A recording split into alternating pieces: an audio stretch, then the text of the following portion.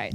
So hi, my name is Cathy, and I wear a few hats. So I'm a practicing family physician based out of Toronto, Canada. I also work part-time as a medical director out of a conversational AI startup. And I'm also co-leading the Toronto hub for the Canadian Association of Physician Innovators and Entrepreneurs, so also called KP, which is a by MD, for MD resource community. And also thank you so much to Yuli, Braj, Deepak for having me here. It's such a great honor for this opportunity to speak here and to shed light on the Canadian system. And from these completely different roles and working in different geographic areas and different settings, you notice that there's a lot of commonalities that stand out. And when you find yourself in a different environment, you're better able to reset your norms and pick out at your strengths and weaknesses. So I'll be looking at the Canadian innovation system from these different perspectives and experiences. All right. So what are things that we do well in Canada, and what are things that we need to work on? Just by show of hands, who's from Canada here? Okay, so still a handful. I think I know most of you guys, for better or for worse. So okay, I guess I'll start with for people who are not from Canada. What are things that we do well in? What's your take? Winter sports. Winter, health innovation, come on. Delivery of healthcare. Delivery, okay. Or does anybody want to take on the, what are things that we need to work on?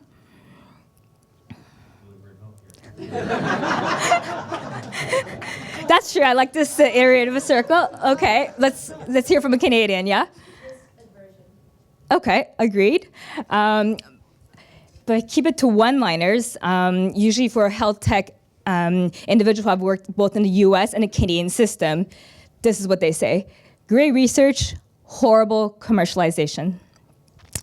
So what I would like to discuss a bit today is why is that the case? What brought this along, and it will be really presented from a high-level standpoint, because what I really hope that you take away. So one of my goals is that you take away mainly with principles and ideas and of how to think about health innovation ecosystems, systems, and organizations, so you could then apply it to your own organization systems. So really, I'm hoping that you walk out of here with the elements for discussion and not so much me feeding you answers.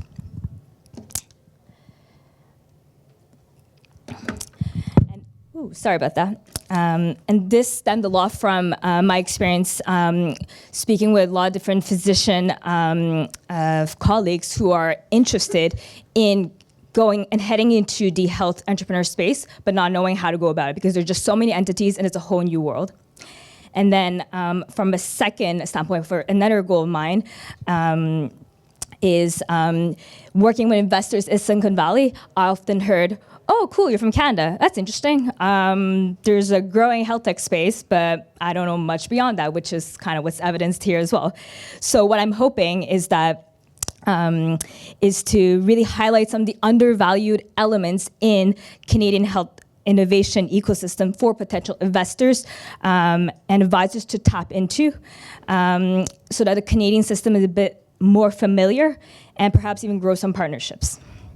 Because what I will say is that there's so much untapped potential in Canada. There's so much great work that's happening and undervalued. And anybody who's worked both in the Canadian and American health space will attest to that. And I'm obviously not biased. So conflicts of interest, my only commercial activity is that I work part-time at a conversational AI startup, of which I will not be talking at all about today. What a great way to start. So mindset. So it's awesome to be following Dr. Arlen Mayer, but I'll keep this really sweet. So as you already know, mindset is critical. It sets the undertone for an ecosystem. So what's the Canadian mindset when it comes to innovation? And innovation, what I'm really talking about is bringing an invention to market. So a study by the University of Toronto Accelerator and Think Tank showed that all these key traits are determined necessary in innovation. So willingness to take risks independence, financial drive, grit, and drive to innovate, Canadians lag behind Americans. Internationally, study after study will show that Canadians are always behind when it comes to in the industrialized world. We are part of the G7, the GA, but yet where are we on the top 15 leaders in innovation according to the Global Innovation Index in 2019? We're not on the list. And on your right-hand side, that's if we look at 2017, oh, look at that, we're in the 18th spot. And for comparison, for those of you who are interested in US, third spot and just out the podium a few years ago. So what I want to look at is why is this the case? What are we doing wrong, essentially? So one of them is lack of capital and commercializations, which I'll get to a bit later. But what I really want to focus on right now is looking at the mindset. So this I'll go about it from a micro standpoint, which is health entrepreneurs, Canadian health entrepreneurs who pitch to Canadian versus US VCs. What's their experience like? So in US, they'll get asked questions such as, what world problem are you trying to solve? What market are you trying to revolutionize? And American health entrepreneurs will have a mindset such as, I want to dominate the world and X market. How about in Canada? Generalizations, of course. Canadian VCs will more likely ask you, so what's your revenue like? So without this kind of growth mindset in which you're willing to lose on the short term for long-term benefits, it's hard to have a system in which you're able to grow, and scale. And if you dig deeper as to maybe why do we have this kind of mindset and how do we change that?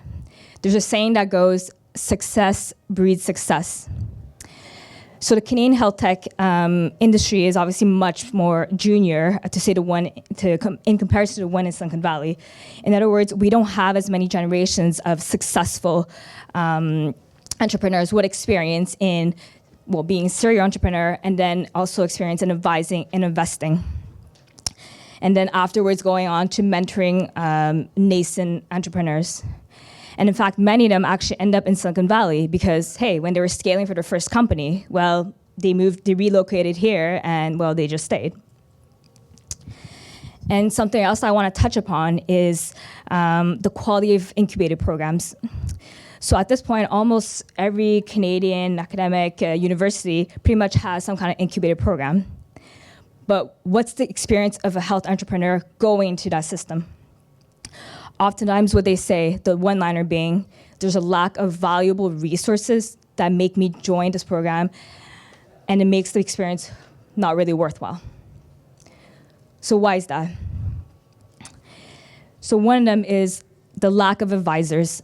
So many mentioned that the advisors there, many of them are actually academics who have never actually had their own company.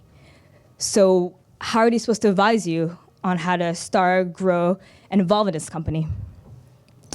And oftentimes, oh, thank you. And oftentimes, they also don't have a relevant network either. So network for fundraising or network for entering into the health system. Second of all, also very, very little industry sponsors. So once again, how do we break into commercialization? That's the case. And something else to be mentioned is that Canadian health entrepreneurs just aren't so well versed in the how-to of deal flows. So how do you go about to communicate, to reach out to a VC? How do you prepare for a pitch deck? What are things that you need to emphasize on a pitch deck? Afterwards, how do you follow up with them? And when? What about NDAs, executive summaries, more in-depth pitch deck? When do these all happen? And hey, how are you going to learn if you're not taught or you're not exposed to it? As we say in medicine, right? You see one, you do one, and then you teach one. Can't see one, how are you gonna do one? So what do we need? Smart money, smart advice, role models. And we're definitely a market of undertapped and undervalued startups to tap into. And we certainly are seeking more high-level talent to welcome. All right, so tough love on my own country. So now let's move on to R&D. So something that we're actually very good at. So yes, I know we talked AI to death yesterday in some of the sessions, but I'll be talking about it from a very different perspective. So I'll be looking at the conjunction and the coordination of forces that came to place to allow Canada to become a leader in AI. We have some of the really known godfathers of modern AI in Canada: Geoffrey Hinton, Joshua Bengio, Richard Sun. Actually, who is this news to you that all these are Canadians? Well, all of these are now working out of Canada. So raise your hand if this is news to you. All right. And what are some key elements that were necessary to develop a rich collaborative network of research and entrepreneurship? We need excellence in R&D, cultivation of strong collaboration between academia and industry to then attract global talent and also enable local talent to thrive. And how do we go about this? So it's actually the Canadian government that was a huge and one of the earliest supporters of research and technology, despite wide public disinterest and limited funding. This back in the 1980s. So we have an institution called CIFAR, so Canadian Institute for Advanced Research, whose mandate is really to identify big areas of scholarship and academia in which Canada has a potential to lead. So back in the 80s, it funded the first fundamental research and innovation program, AI, robotics, and society. And even now,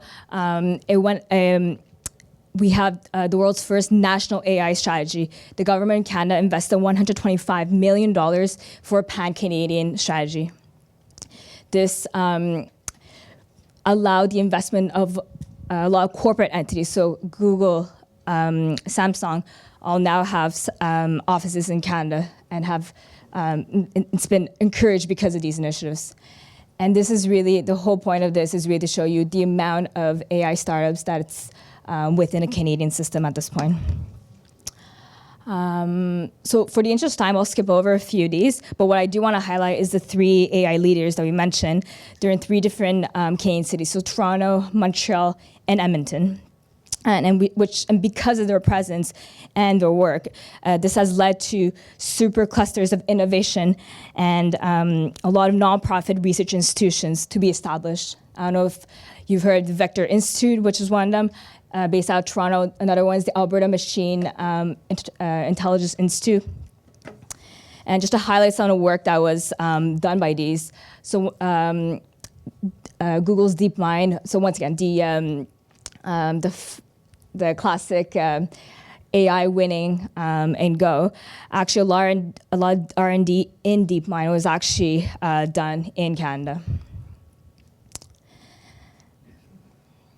So basically, with this nationwide strategy, with early funding support, long-term commitment, this is one of the largest differentiators for the Canadian AI system.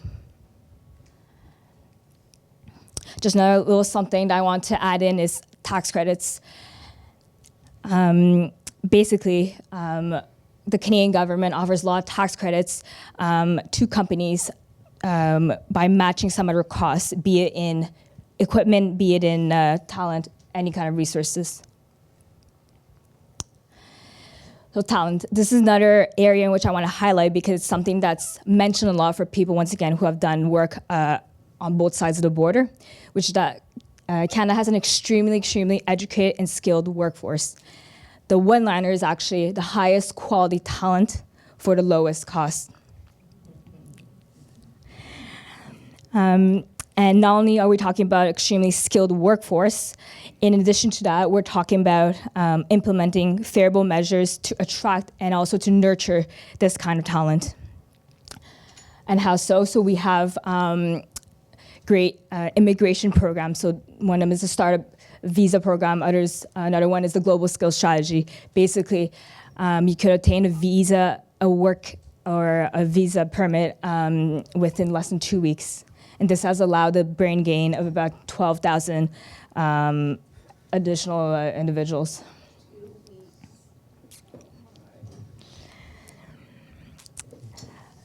So let's talk some numbers now.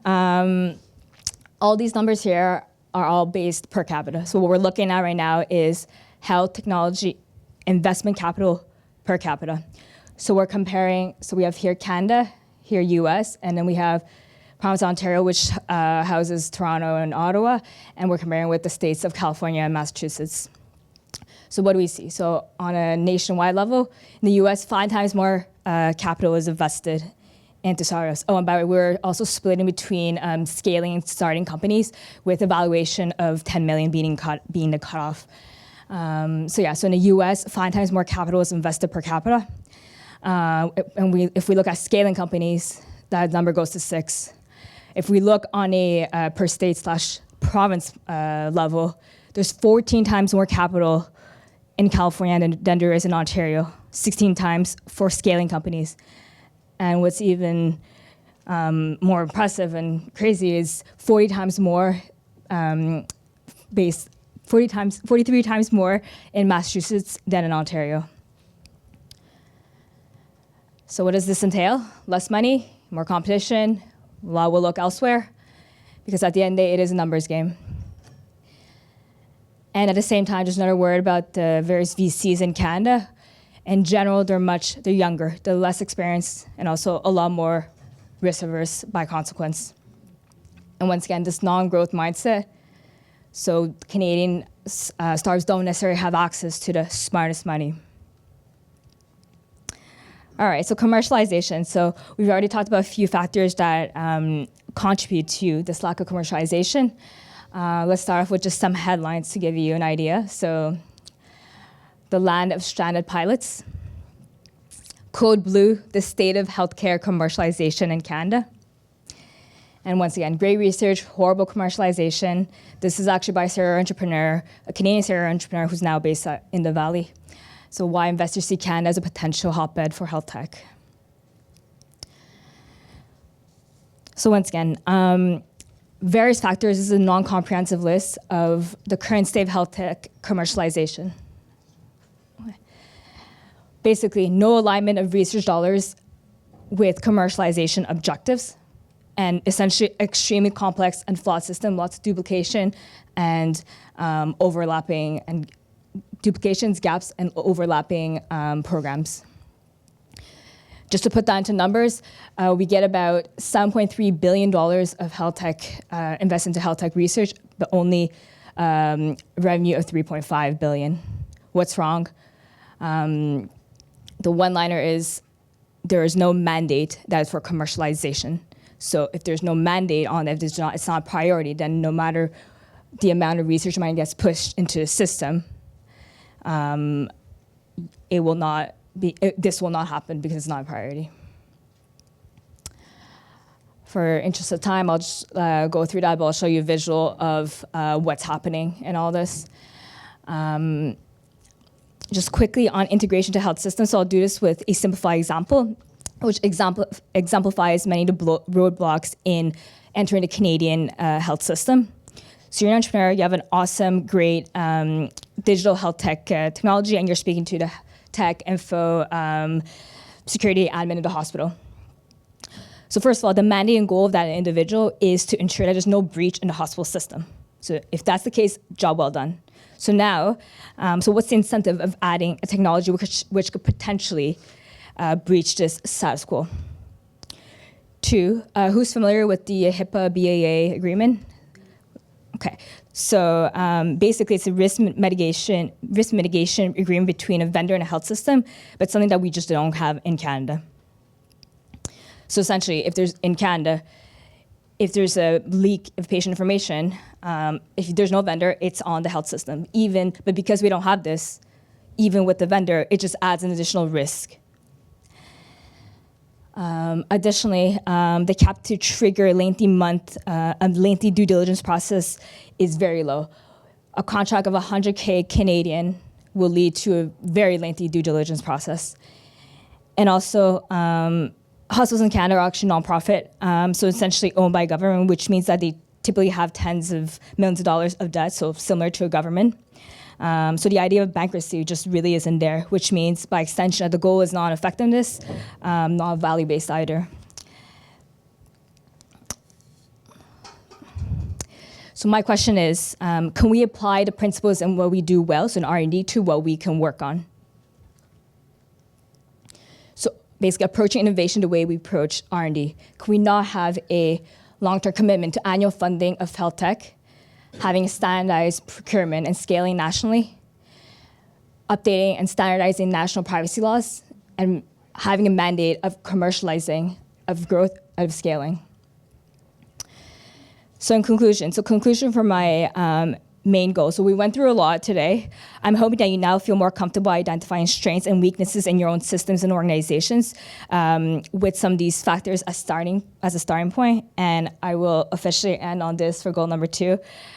So once again, I'm leaving you with Canada, land of opportunity, highly undervalued startups seeking for funding, highest quality talent for lowest costs, and finally, Canadian startups seeking for high-level talent to create a growth mindset.